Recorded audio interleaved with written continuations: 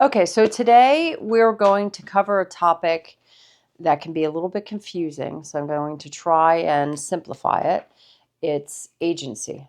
So in the state of Pennsylvania, we have a clear divide between a listing agent, which is an agent that helps you to sell the home for the seller. And then you have the buyer's agent, and that is the agent who brings a buyer and represents the buy side. So in Pennsylvania, if you are working with a realtor has a code of ethics that they have to follow. And that is what makes us fiduciaries. So a fiduciary is a contractual relationship between a client and a person in a position of trust that is held by law to a high standard of good faith and loyalty. So as real estate agents and as realtors, there's 17 articles of the Code of Ethics that we are to live up to for our clients. So again, we're going to keep it simple, but it's good to understand when you are talking to an agent what their role is going to be. So as a listing agent, I represent the seller and I owe all of my loyalty to the seller. So that means when I go out and I meet with a family, we go through the whole house, we go through how it's going to be marketed. There is 180 different things that a listing agent does and can do to help their clients throughout the process. I specifically am loyal to the seller. My job on the list side, in a nutshell, is to get their needs met. So if they're in a position where they want it sold quickly and they don't want to do anything and they want as much money as possible, which is pretty much every seller, that's my job. Now on the buy side, the buyer's agent's loyalty and responsibility lies to the buyer and the buyer alone. So they want to get, obviously, the best price they can for their client. They would love to see the seller have to make any repairs to the home that are necessary. And they pretty much want their timeline, whatever works for them. So this is where you can have a conflict if you have a dual agent situation. So a dual agent is when the agency relationship between the buyer and the seller is the same in a transaction. So that's where you're allowed to do that. You are most certainly allowed to be a dual agent. And there's a joke with it that says that I love working with the other agent when I'm a dual agent because you're just working with yourself. With that being said, though, there is the risk of one party feeling like they were favored over the other with dual agency. So it's one of those things where you just want to make sure you know what role your agent is working in. So there's a lot of people that will, in other states, agency can be a little bit different, is my understanding of it, but they'll call and they'll say, well, I want to work with you. You're the listing agent, where you'll cut a deal because you're already working with the seller, where the contracts are already in place when the property gets marketed. You must have contracts in place. So that's one of those things where you have in writing with your client. So all parties understand. Pretty much it's disclosure, disclosure, disclosure. You have to disclose to your clients through the consumer notice, which is a form that's not a contract, but it helps to explain agency to the public.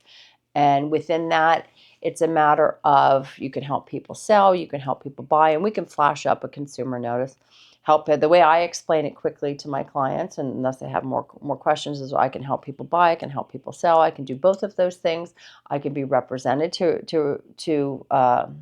I can be appointed to represent somebody through my office, and I am a fiduciary. So I have a code of ethics to follow, and I have no problem following it. So that's the basics of agency, is just everybody knows who they're working with and what role.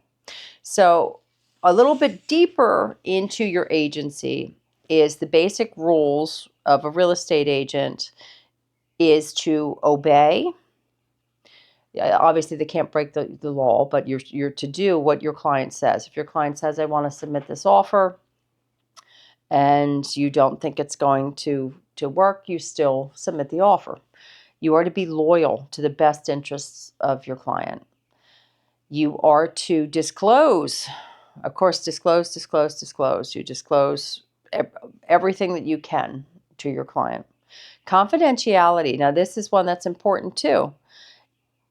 I like to joke when I have two parties meeting. So I do a lot of listings. So on the list side, when the buyer comes for like an inspection, for an example, they could meet the buyer.